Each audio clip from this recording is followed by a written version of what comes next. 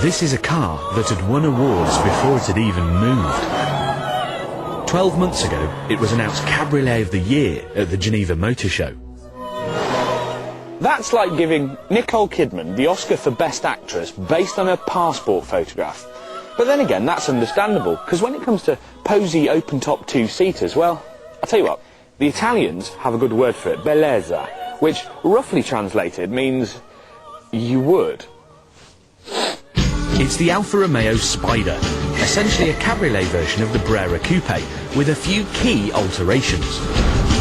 Those of you with rulers in your eyes will have already noticed that it's a bit shorter and a bit lower, and those of you with just eyes will have noticed there's no ceiling. That's good, because I have a bit of a problem with the Brera, and this, incidentally, with the roof up, in that I don't fit. I'm just over 6 feet tall, and generally I have to drive them either like this, or like this. Neither of which is a particularly elegant solution. In the Spider, however, it's obviously not a problem.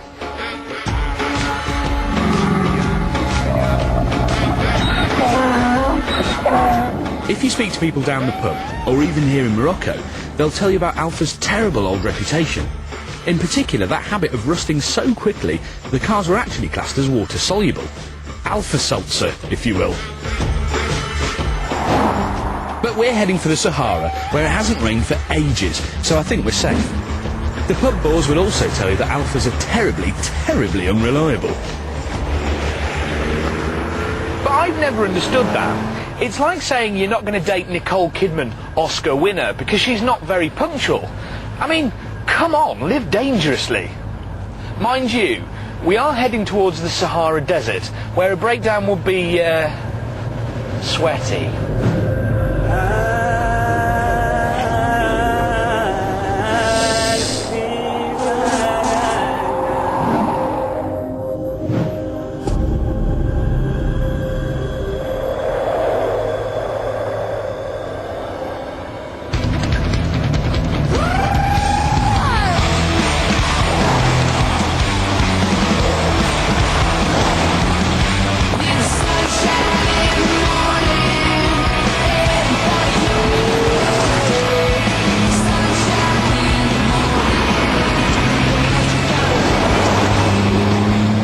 I'm loving this engine, but not especially for its performance.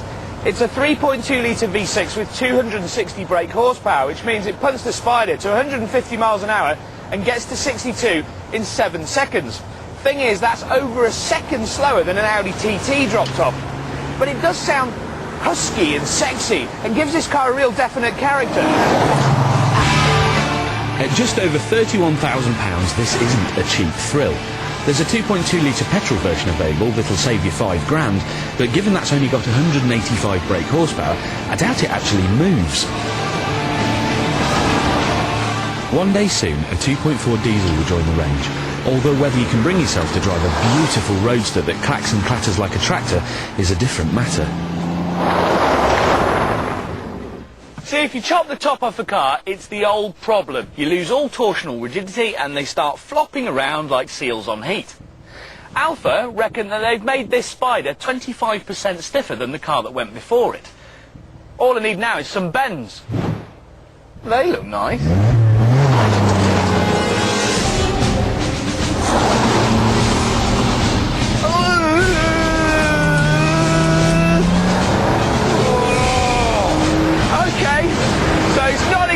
Sports car, and when you really start to shift, oh dear, this Spider just gets all floppy and ragged. It's absolutely all over the place.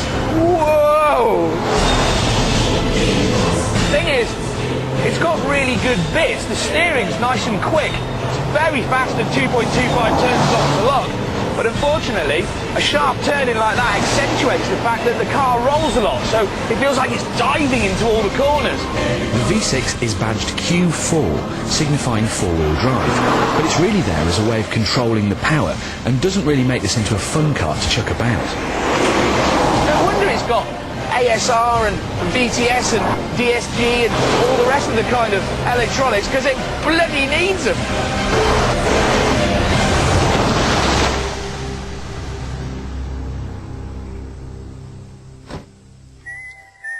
Who's your favourite presenter on Fifth Gear? Me? Yes. You into F1?